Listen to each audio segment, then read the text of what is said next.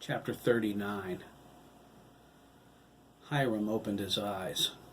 They were weary and blurred. He tried to bring them into focus. There was a murmur of hushed voices around him. 3, maybe 4 people. They spoke some medical jargon he couldn't make out. He needed to see more than he needed to hear. He needed to know who was in his room. Hiram attempted to groan his frustration, but his vocal cords were uncooperative. Brandon did an excellent job of wrecking his body, he thought. I did a fair job of screwing up my spirit. We would have made a pretty good team if we met before everything went to hell. Hiram's eyes finally focused. He stared up at the holes in the ceiling.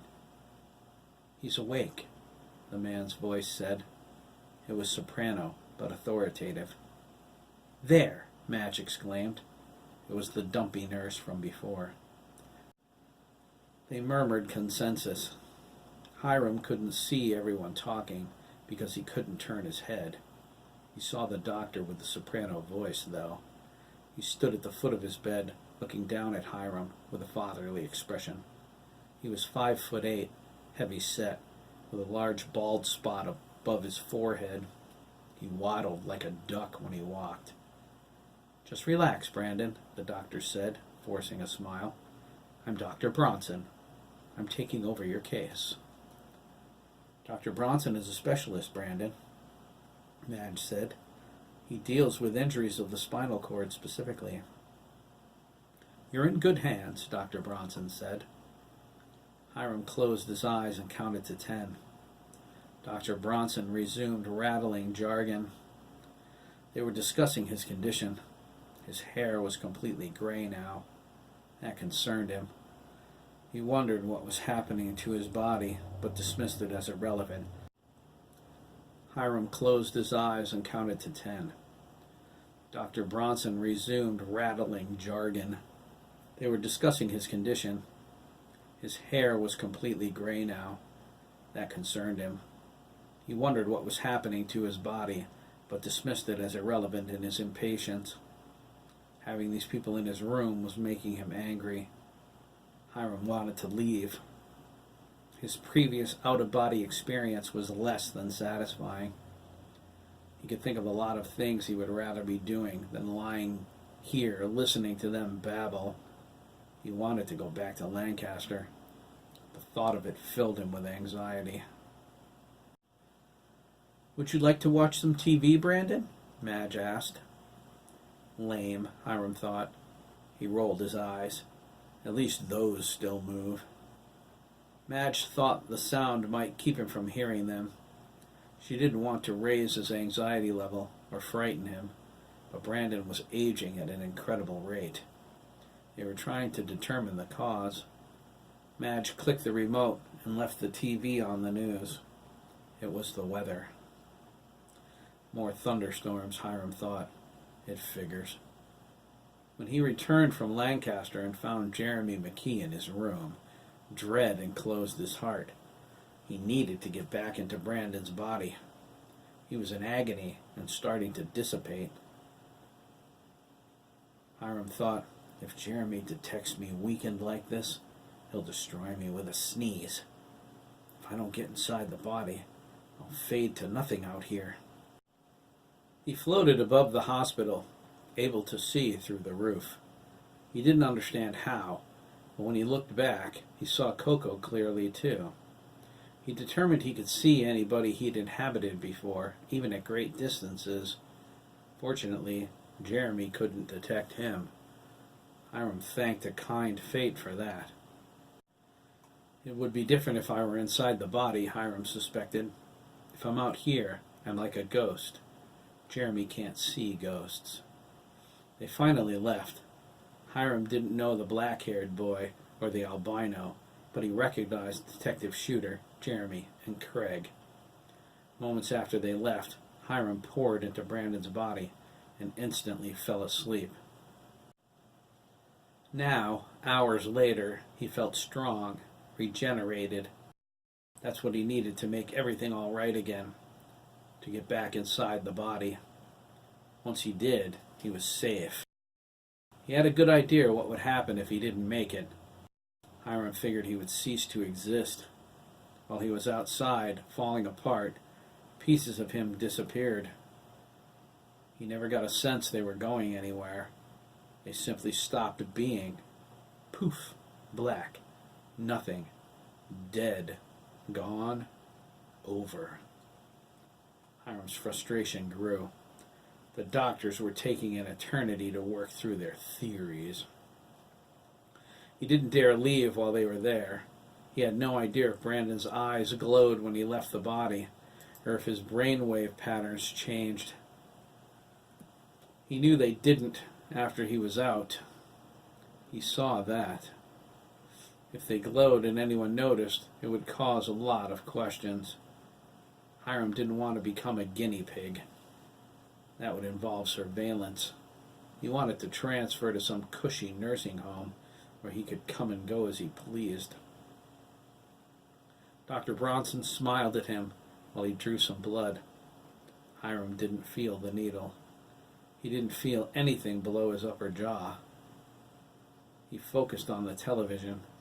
The doctors and the nurse followed his blood sample out of the room. The weatherman turned the broadcast back to the anchorman, who got Hiram's undivided attention in the first sentence. "Now, we go to Lancaster," the anchorman smiled, "where Nadia Gillis has a live report from the defunct Milliken farm." Nadia? Defunct, Hiram thought. What's he mean? He stared at the TV, concerned. "Thanks, Dave," Nadia said, flashing a wide grin. Dr. Bronson smiled at him while he drew some blood. Hiram didn't feel the needle. He didn't feel anything below his upper jaw. He focused on the television. The doctors and nurse followed his blood sample out of the room past the policeman guard. The weatherman turned the broadcast back to the anchorman, who got Hiram's undivided attention in his first sentence. "Now, we go to Lancaster," the anchorman smiled, "where Nadia Gillis has a live report from the defunct Milliken farm." Nadia? Defunct, Hiram thought. What does he mean? He stared at the TV, concerned. "Thanks, Dave," Nadia said, flashing a wide grin. The camera moved to view the Victorian in the barnyard. Hiram felt as if he had fallen into the television. "You are looking at the remains of the Milliken farm," Nadia reported. "As you can see, the barn is still intact, but the trailer that was Hiram Milliken's residence is a smoldering ruin. According to Officer Jameson Rickey, the state trooper on guard here, the fire broke out late last night." Holy mother, Hiram thought, stunned. "They torched my trailer!" The scene switched to Officer Rickey. He stood beside his patrol car, his hands folded behind his back. "We're not sure how the fire started," Officer Rickey stated. He shifted nervously. "It broke out late last night and engulfed the entire trailer before the firefighters made it to the scene." Nadia came back on camera. In an interview with the town fire marshal, John Carlander had this to say. The scene switched to John Carlander's front porch. It was early in the morning. He was in his boxer shorts and a t-shirt. Jason was behind him in briefs. "I'm not accustomed to giving interviews in my skivvies, Miss Gillis," John said, irritated. He looked back at his son. "Jay, get some clothes on." He turned back to Nadia. "I've examined the scene at the farm. I found no evidence of arson." "Marshal Carlander," Nadia debated, "I was near the scene this morning. Can you explain the smell of gasoline?" John scowled. "I concluded Mr. Milliken must have stored gasoline inside his trailer. I believe the cause of the fire was faulty wiring. The stored gas only served to make things worse. Now, if you will excuse me." He stepped inside and slammed the door. "Oh, bull," Hiram angrily thought. "I didn't have any gas in there." Nadia was in front of the Victorian now. The camera focused in on a green dumpster. "This reporter has uncovered that a local boy, Christopher McKee," Nadia reported. Son of the prominent attorney Thomas McKee, killed in a freak auto accident on Friday, is the sole heir to Hiram Milliken's property and assets. He was an employee of the accused mass murderer. The police confirmed Chris is under no suspicion of being involved with Milliken in any other way. Milliken's reasons for leaving everything to Chris died with him. She smiled. Chase Umbridge, Milliken's attorney, refused to answer any questions, saying it was a matter of attorney-client privilege. Some residents of Lancaster hinted the McKees intended to keep the farm and turn it into a home for boys. However noble their intentions, this reporter doubts even an enterprise like that will wash the blood from this property. "What?" Hiram mentally screamed. His rage exploded in his mind. "Oh, Jesus Christ, no!" "The police have completed their investigation," Nadia continued. "The number of young boys' bodies uncovered in Milliken's pasture is as yet unknown. Police are withholding that information, pending their identification. We've learned it's more than 20 boys who lost their lives here. We asked Detective Carstairs of the Tallinn State Police Homicide Division how they were able to complete their investigation so quickly." "McKee," Hiram raged, "I forgot all about you. What are you doing to my farm?" The scene shifted to Detective Carstairs. He was standing in front of the police barracks. "The investigation wasn't complicated, Ms. Gillis," Carstairs said. His Georgia accent was thick, even though he lived in Connecticut for the last 15 years. Milliken, the alleged perpetrator, was found dead on Wickett Avenue near a pile of his victims' bodies.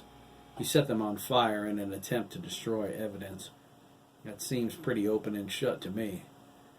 "He tried to destroy evidence by burning bodies on Lancaster's main street?" she asked. "He was a lunatic, Ms. Gillis," Carstairs said. "I don't think we have to prove that, do you?" "And the bodies at the farm?" "We recovered all the bodies from the farm," Carstairs said. "I'm afraid I can't give you any more details than that. The farm is clean and released to its proper owner." "Proper owner?" "That would be Chris McKee?" Nadia asked. "I have no information regarding that." "What about the officer guarding the farm?" Carstairs smiled and adjusted his Coke bottle glasses. "That should be obvious, Ms. Gillis. We want to make sure there ain't any vandalism. The way I understand it, the McKees have plans to make something good out of all that horror. If you'll excuse me." The scene switched back to Nadia in front of the Victorian. "Plans would seem an understatement," Nadia reported. The camera moved to show the inside of the house through the front picture window. "As you can see, Milliken's house is gutted. Nearly every wall has been torn out and deposited into this dumpster." The scene shifted again to the funeral. It showed Derek Mellon singing to his mother, his name captioned in the corner. It changed to the boys walking out to the limousine and then back to the farm. "There you are," Hiram thought hatefully. "Where did you get the limo, Chris? Spending my money already? This wasn't supposed to happen." Virginia McKee declined to issue a statement as to her plans for the Milliken farm, Nadia reported. "We found some answers when we interviewed Father Frawley of St. Peter's Church." Father Frawley came on camera, standing in his church's circle driveway. "I think it's a wonderful thing," he said. "Virginia intends to turn the farm, a place of tragedy, into a home for boys. I think her actions are commendable." "But Father," Nadia insisted, "what about the boys murdered there? What kind of person would want to live in Hiram Milliken's Victorian?" "Let me make something clear to you, Ms. Gillis," Father Frawley stated, obviously annoyed. "That house belonged to the Milliken family. Hiram's father, Caleb Milliken, was a decent, God-fearing man and an upstanding member of this community. Hiram lived in that awful trailer in the back. The McKees have decided to dedicate the farm to help boys. After everything that's happened there, I think God himself would approve of her selfless desire to erase the blood with her compassion. Nadia came on camera again. The McKee family's plans seem to be moving forward quickly, she suggested. The camera focused on the dumpster. Will the foster home blot out the tragedies that occurred here? Can Virginia McKee erase the stain of Hiram Milliken's murderous insanity? Only time will answer that. She smiled snidely. What of the victims' families? Are they entitled to a share of Milliken's reportedly extensive assets? Lancaster town records indicate nearly a third of the undeveloped property in the area belonged to Milliken, and now is in the hands of Chris McKee. Will he be the only one who benefits from Hiram's atrocities? We spoke to the McKee family's attorney, the venerable Thurman Milner. Thurman came on camera in front of his Hartford office. I am not at liberty to discuss anything regarding my clients, Thurman stated. Efforts are being made to contact the families of the victims as forensic examinations identify them and the police release that information. If any come forward, the McKees are open to fair settlements for every family affected. No one has yet challenged their claim to the property. Mr. Milliken's will was legal and specific. His motivations for choosing my client as his beneficiary remain a mystery, but to Hiram and to God.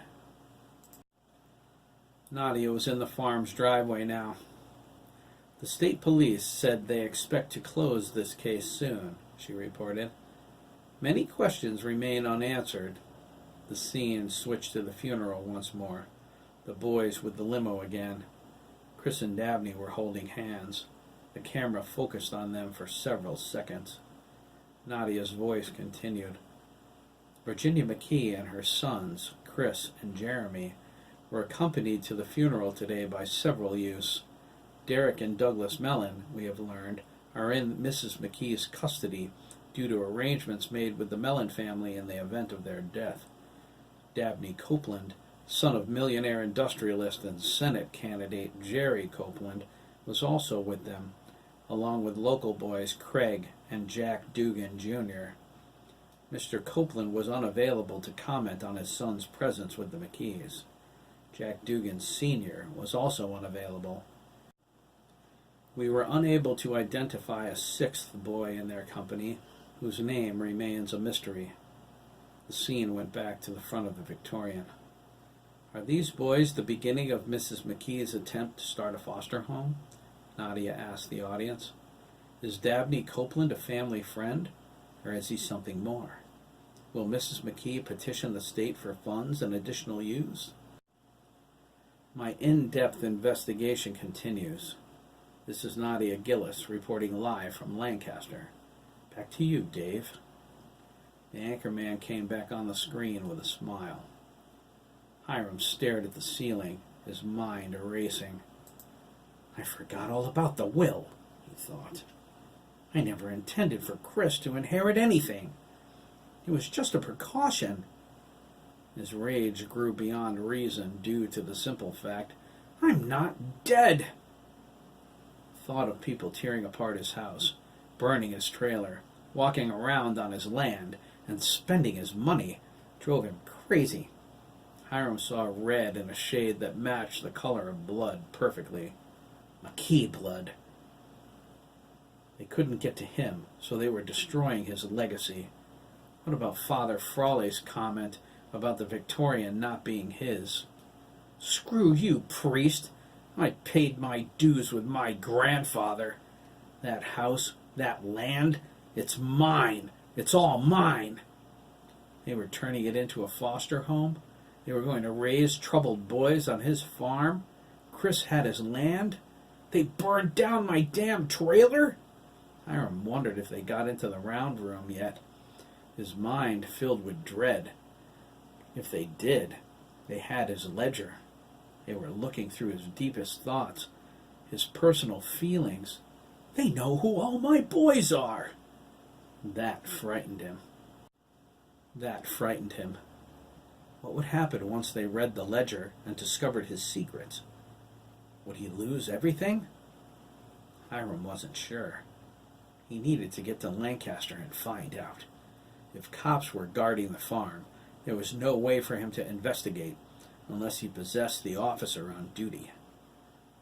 Hiram decided that was a prudent move. He needed to check the round room. He needed to see if they had his ledger. His hatred of Chris grew into a mushroom cloud of insanity. Someone needed to die. I can't get near Chris, Hiram despaired. Friggin' Jeremy. He almost got me with the melon kid. But still, someone has to pay. Someone's going to die tonight. I swear to Christ, it's just a matter of deciding who. Hiram thought about Coco Shooter. He pictured the handsome young man in his mind and saw him again. He imagined traveling to his house and taking over his body. He was about to concentrate, leave Brandon's body and journey back to Lancaster when everything went dark. Before he could think anything more, there was a flash of light. What the hell? When his vision cleared, Hiram was racing through a glowing tunnel at incredible velocity. He was moving so fast, he couldn't get his bearings. He cried out in terror and fought to grab hold of something.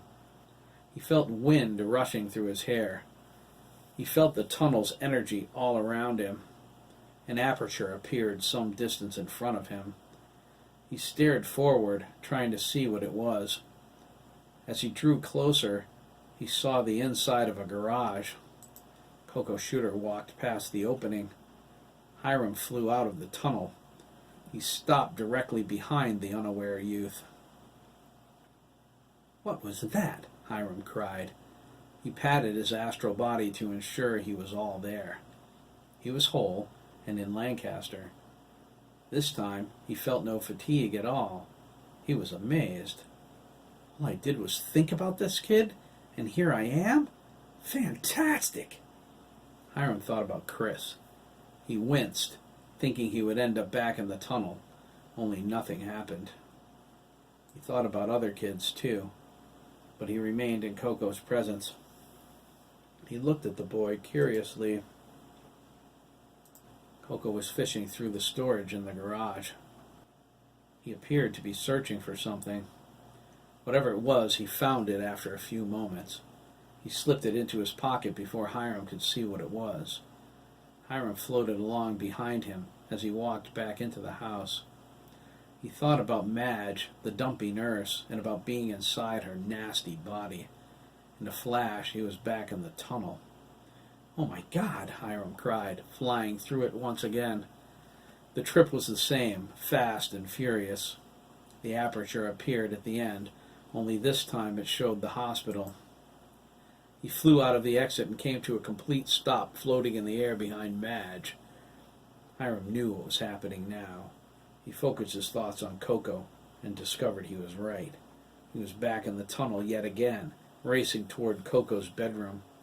He exited through the aperture as Coco closed his door. Hiram floated right behind him. If I think about someone I was inside already, it takes me to them? Hiram asked. He thought, this is perfect. He spun around in circles, cheering while Coco undressed. He wanted to get out of his suit and into some regular clothes before he went out to the hill. He wasn't sure anyone would be there, but it was worth a shot. Coco intended to go to the hill every day until he found out who got high up there. Hiram's exuberance ended as soon as he realized Coco was naked. He floated around him, scrutinizing him.